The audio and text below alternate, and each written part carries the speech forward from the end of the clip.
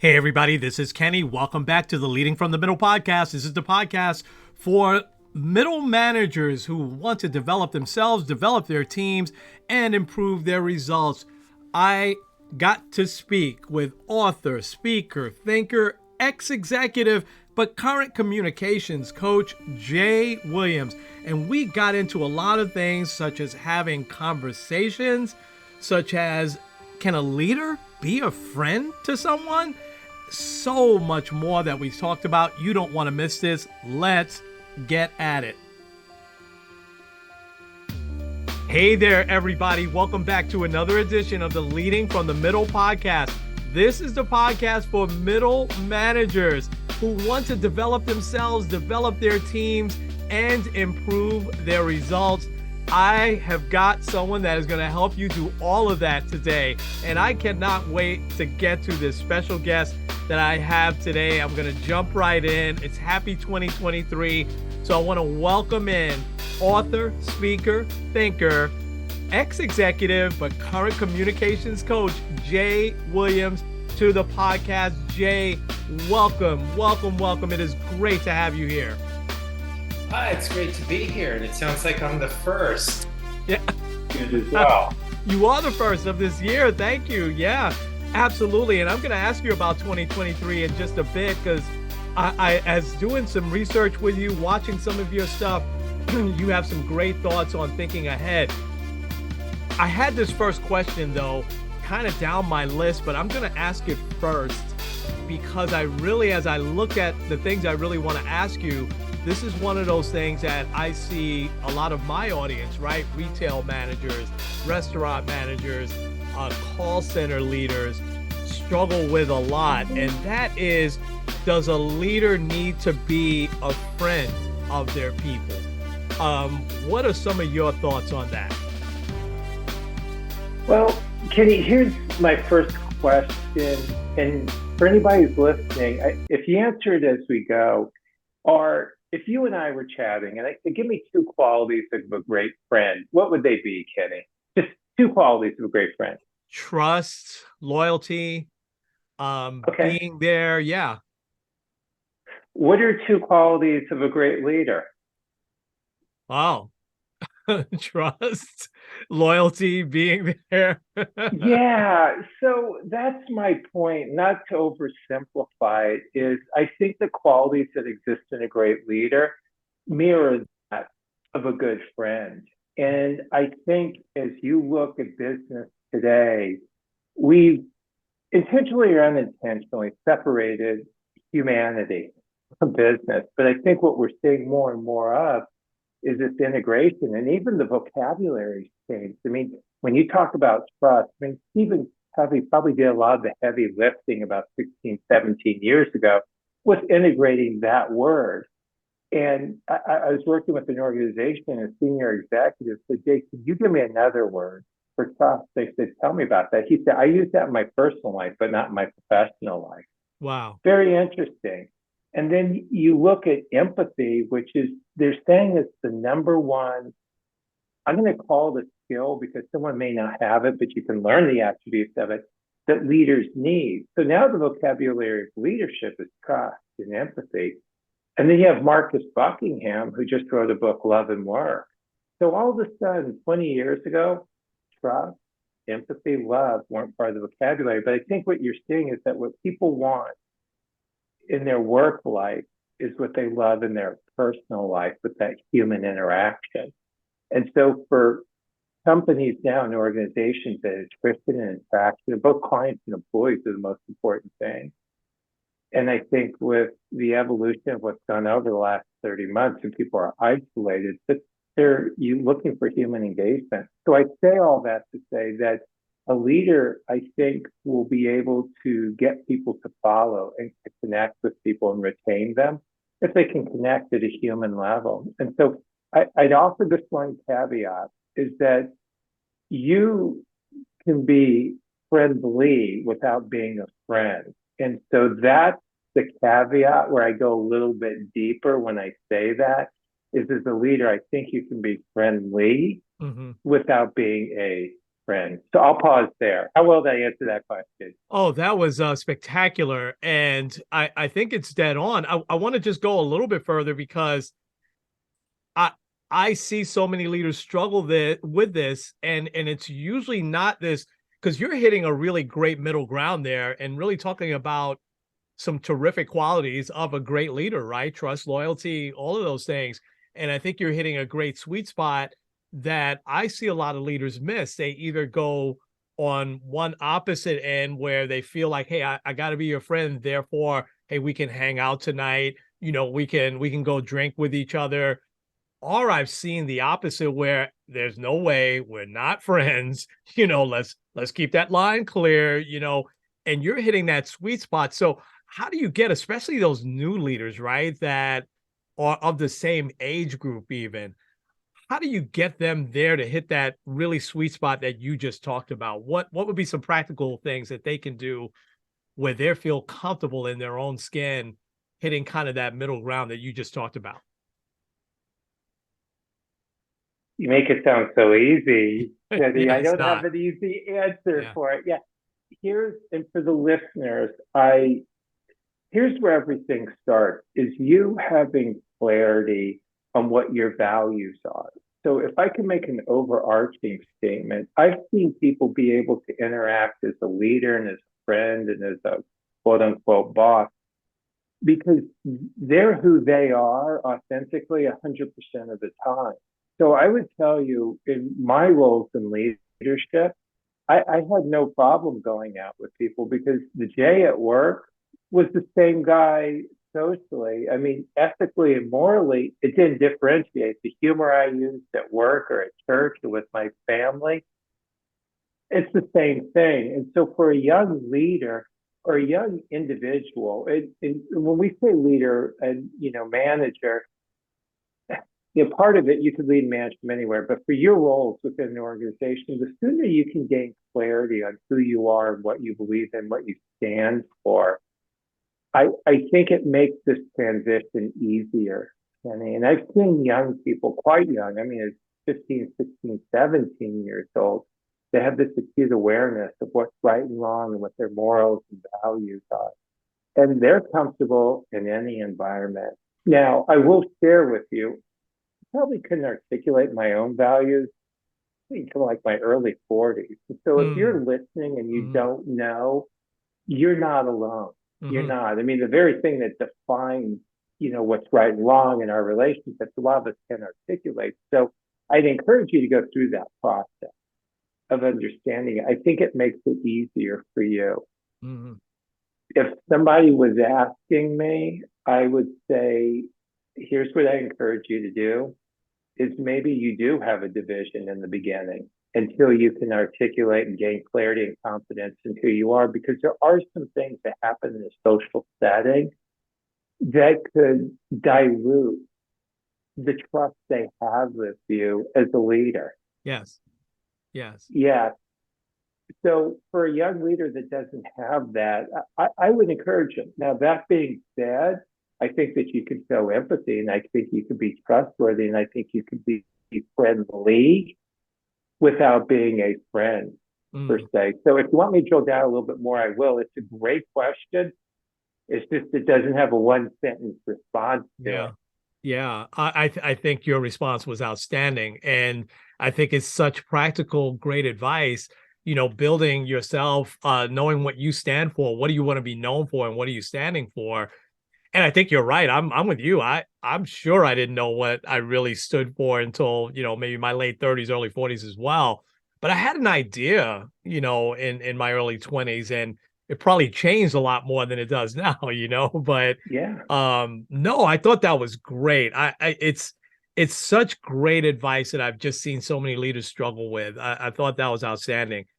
I want to jump into some of the other things that I saw as I did some research that you talk about. You talk a lot about having difficult conversations. And again, that's something I've seen leaders, especially in my realm, struggle a lot with. Talk a little bit about some practical ways to have sometimes those difficult conversations.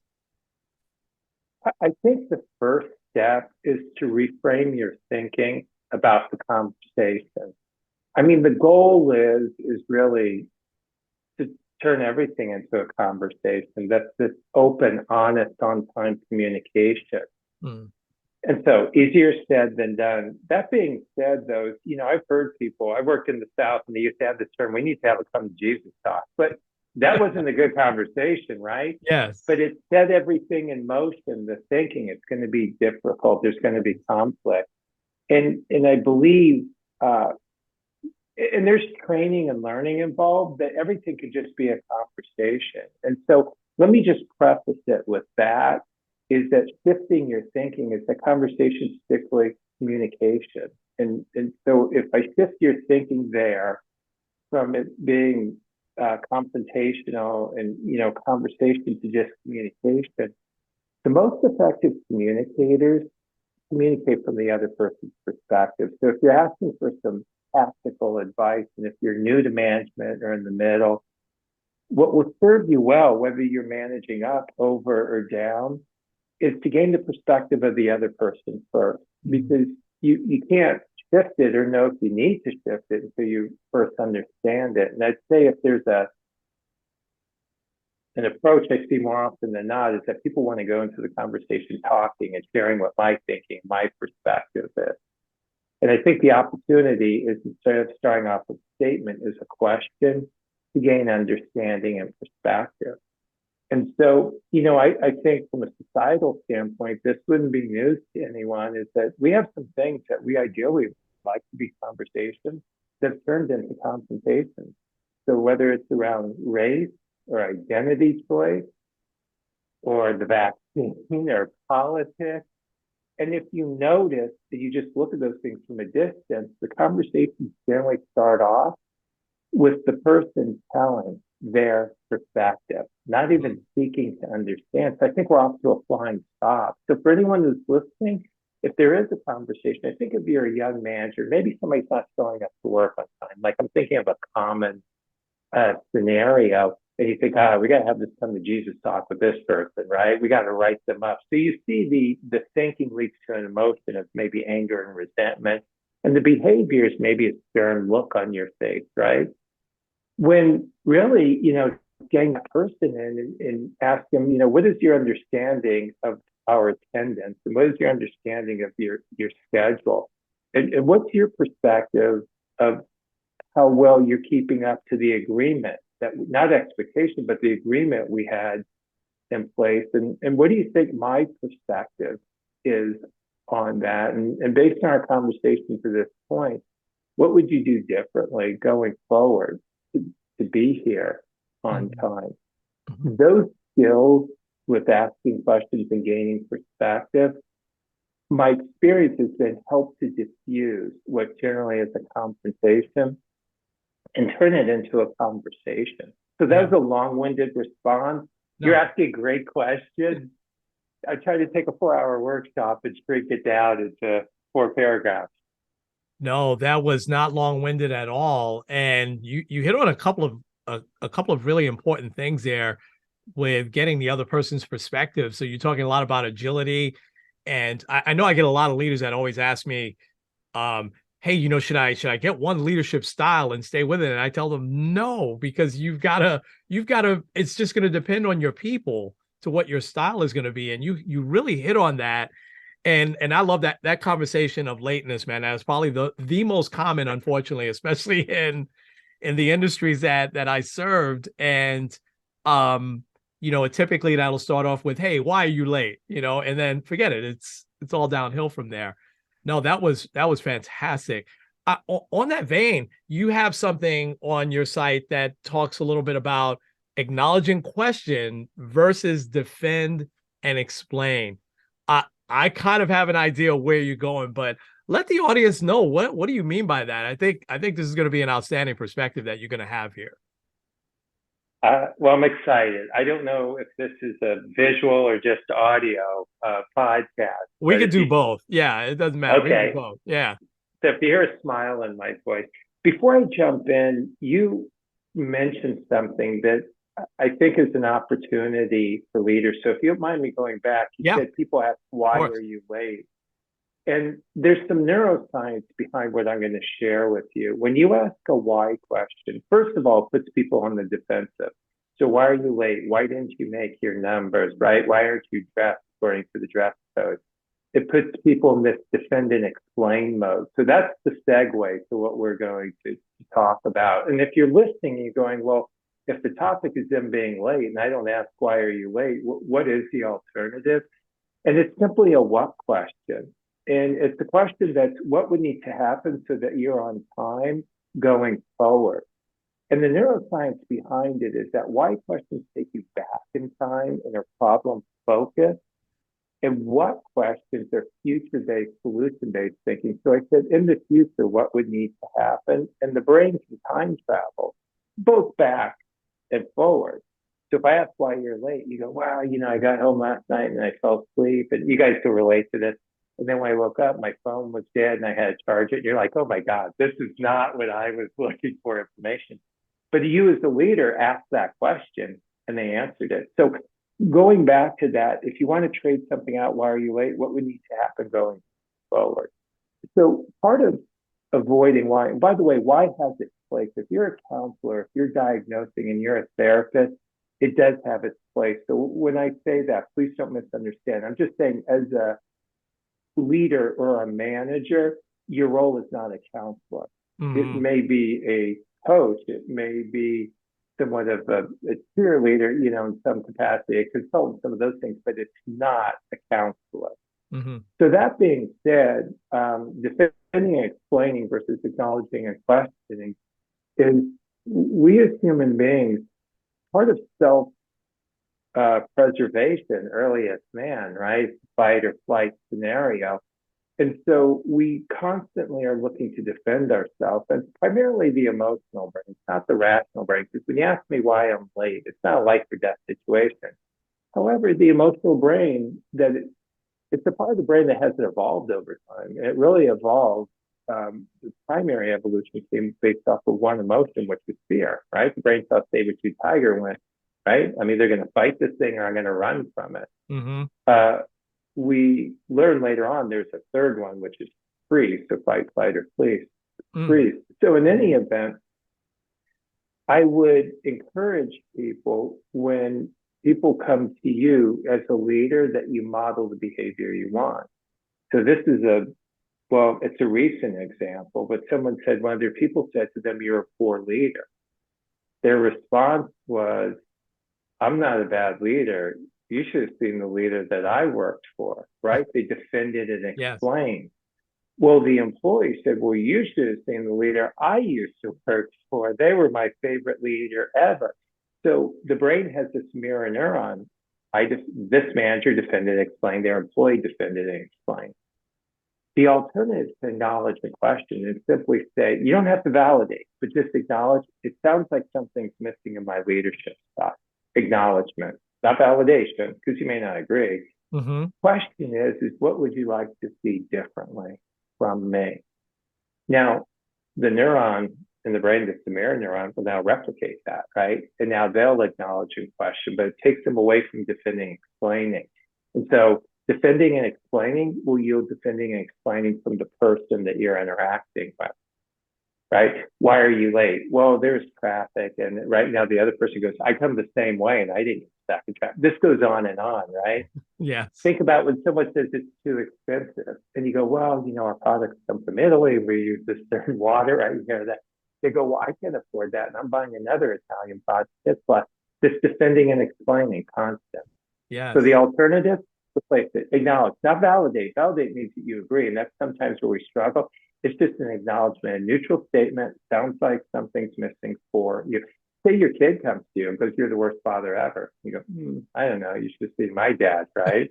You go, I don't know. You should have seen Johnny's dad. You see where it goes. But if you go, hey, son, or, it's your daughter, sounds like something's missing in our relationship for you. What would you like to see different from me? Do you see how productive this gets? And by the way, we're just having a conversation. Yes. Wow. I love it.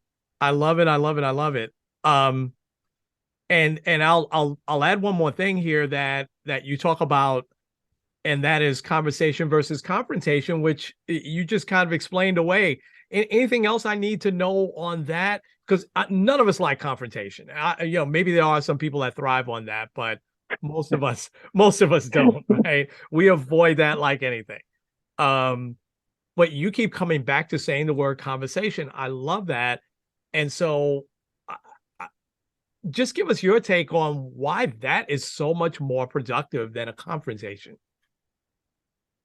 Well, here was, in my book, I wrote the second book, it's written like that, conversations versus confrontation, because this is what I was experiencing in business and human communication. And I've worked with small businesses and I've worked with Fortune 100 businesses, and humanity's scalable.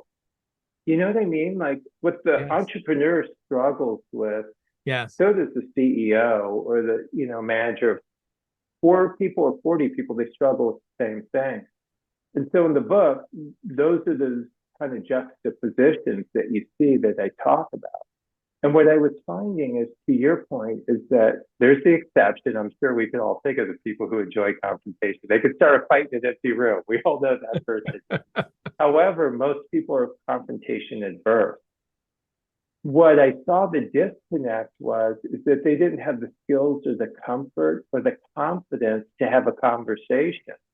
So they didn't have the conversation. They're confrontation adverse, and communication just broke down. Gotcha. And I thought it was a worthwhile conversation, because if we could build your skills and your confidence in having a conversation that was asking questions, that was seeking perspective and clarity and communicating from the other person's perspective, that it could avoid the very thing that you were afraid of, which was the confrontation. Yes. It makes perfect sense. It really does. And it's so much more productive. Couple of other quick things while I have you. This has been unbelievable, by the way. Thank you so much. Thank you for having me. Yeah. You mentioned that there are blind spots in leadership. I'm curious to just give us a little hint on what those are. What did you mean by that? I think, and it's a different topic, but it'll lend itself, is that, have you ever gotten feedback and you didn't even see that in yourself? Yes, absolutely. Yeah, someone said that you were sarcastic or you were short with me, right? Yes. And you're like, wow, I didn't get that. And I think a lot of times what happens for some of us, and I'm not elevating my status as far as communication, I'm just saying for people like you and me that focus on communication and leadership, is that we're aware of it. We're like, wow, if we missed that, what else are we missing in our leadership style? And so the reality is that we can have intentional and unintentional blind spots, right? I mean, how many of us are locked into our house and you step over something for weeks at a time, right? And now you used to see it and step over it. Now you just step over it out of habit, right? You don't see it anymore. And I think as a leader that we can develop either confidence or cadence or rhythm, or we're around somebody that's not an issue for them. And you alluded to this earlier about singular leadership style. Dr. Paul Hersey wrote this book, Situational Leadership, and he's a psychologist. His basic premise is that great leaders adjust their style based on the needs of the individual. And that's what I heard from you, Kenny, which made a lot of sense. There's no two human brains that are alike, right? And so how I show up for you and for your friend and for your coworkers would be different. I don't adjust my values, but the style. And so in the process of trying to have that flexibility and dexterity, what may work for someone that you get comfortable all of a sudden, like some people, I'm sarcastic by nature, and Kenny, some people love it. And that's what I mean. I develop a blind spot, it becomes part of my style. And there's other people who take an exception to that. And so the reason that if we can at least make it a conversation is that people who report into you, even as a leader, I think it's imperative this feedback, this information and data you can get from your people to help you improve your performance is you could ask them, I'm constantly trying to be better for you, for myself and for the team. If I had a blind spot as it relates to you, what is it? It could be a blind spot like you don't have brevity and you lose me. I ask you what time it is, you tell me how to make a watch and I'm lost, right? Yes. Some people could have the complete opposite. You didn't ask me how my weekend is. And so you're so quick to make a point, you don't connect with me personally. And so I think it could be different for people, and what's a blind spot for you with one person cannot be for another. I think it's an important conversation, and this really goes to, in the book, I talk about EQ versus IQ. Is your emotional intelligence. It's your ability to identify and understand an emotion in yourself and others, and then adjust your behavior accordingly. So that's really where that blind spot is, about your self-awareness. And then secondarily, well, not just second to that, not secondary to that, is your ability to self-regulate, to ask for feedback on things that you may not see. Wow. That really, really, I hope it certainly is heightening my awareness of blind spots. And I'm hoping it highlights folks' awareness a little bit more. We're all going to have those. And the sooner we can kind of realize that we do, as you talked about feedback, a great leader years ago told me that feedback is a gift. And once I, shifted my way of thinking there, I always accept every piece of feedback and figure out what I'm going to do with it from there. I love that. I can't let you go without asking you one more question. Actually, I'm going to ask you two more because I want people to know how they can contact you and get a hold of your books. But what's one or two things, if you were to rate one or two things that are changing in the landscape out there that leaders need to really watch out for in 2023, what would one or two things be for you? I think the one thing as a leader that we need to grow comfort level in is not having the answer. And I think a lot of our career and our confidence has been in being the answer person. People have a need, they need an answer, they come to us. And I think over the last 30 months, this it's unclear. It's certainly unclear, or I should say uncertain about what's going to happen. And the brain seeks out duration, path, outcome. And those are the three things we haven't had. We didn't know how long, what was going to go over the last 30 months was going to go on. We don't know with inflation or recession, whichever one it is, how long it's going to be. We're not sure about the path with the outcome. We certainly weren't, with the certain pandemic we had, about what it was going to be. And then if we did all of these things, how long it was going to last? If we did all these things, what the outcome would be. And I think that's the new reality as a leader, is that it's uncertain. That being said, you can't be unclear on how you're going to respond to things. And I think as a leader is getting comfortable, I may not have the answer. I may not know when or how long this is going to last. But here are the things you can be clear on and how I'm going to show up as a leader. And if you have values that are trust, loyalty, respect, I think these are the things you're going to have to double down on to build trust with whoever you need to follow you. So to answer your question, is to get comfortable not having the answer and still navigating in a world that the clarity may not be there, the certainty, so to speak. However, there's clarity in how you're going to show up and that predictability for your people. I'd say that's, for me, one of the areas. I hesitate to say what's most important because there's some unique challenges. The other, as you alluded to, is this feedback, is that we need to redefine and maybe even rebrand. Feedback is simply data and information. That's all it is. That's all it is. And studies have shown that people inherently derive satisfaction out of getting better at something. The vehicle for you to get better at something is information and data. So whether it's your SEO or it's your leadership or being a parent, it's information and data. And I don't know from a societal standpoint, we're just, they say, well, there's good feedback, there's bad feedback, there's constructive criticism.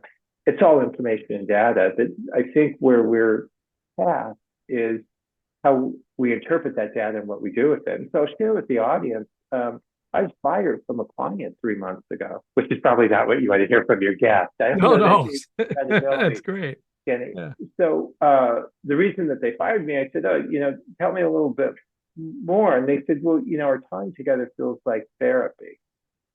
And so, yeah, Kenny, I'm so like you, diligent about what we do. I'm careful with my words and differentiating. And so, they told me a little bit about that and, what they're looking for. And so this was on a Thursday. Well, on a Monday, I was working with another large group. I said, hey, listen. And by the way, for anyone listening, I won't tell you that information and data didn't hurt me. I didn't take personally. I don't want to mislead you. What I did, if you ask, is I give myself an out. I go, you know what? You can sit in it, you can stew in it, you can do whatever you want. What's interesting is that it didn't even take me an hour. I went through and I said, okay, what upset you? Walk through it. You asked for information and data, they gave it to you. Did that upset you? No. Okay, with the information and data, did you like it? Aha. I didn't like it. Didn't make it any less valuable. So this group on Monday, I said, hey, I'd like to get some feedback, information data from you guys. It was shared with me that some of our sessions from a recent client felt like therapy. I'd like some feedback from you guys. And there's about 12 people on the call. And they all lit up. It happened to be from the same organization. They said it feels exactly like it. And Kenny, I was like, oh no, I'm going to get fired again, right? And they said, you're smiling. How do you define therapy? They said, well, there's a problem. You talk about it and you work on a solution. We love that about what you do. Wow. And so I share it with the audience that it's information and data. Yeah. If someone doesn't like your parenting style, your leadership style, I would look at the information and data. I would examine it and understand that it may not be true for everyone. It could be true for that person. And if you're looking to enhance their performance as a leader and improve their thinking, just a conversation then. Wow. Tell me about that information and data. What would you like to see? And for the listeners, please don't misunderstand. There are things that we take very personally, we're very diligent about, that do take a toll on us emotionally. I just encourage you to sit with it. Just tell yourself, have an hour doing it. Do whatever you do to get over it, and then examine it and try to find the nuance of where it came for you. Wow. And it was that I didn't like it. Didn't make it any less relevant. Right. Right. So those would be the two pieces. Those are long-winded, but it's feedback.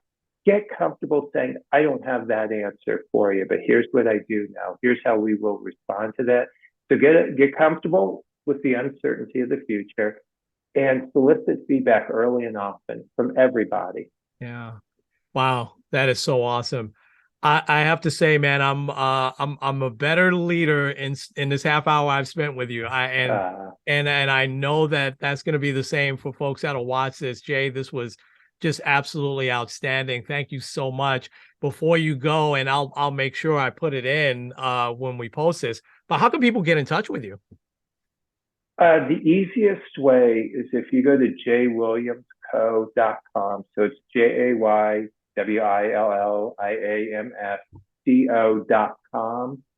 And there's actually a contact button. And if you want to schedule some time,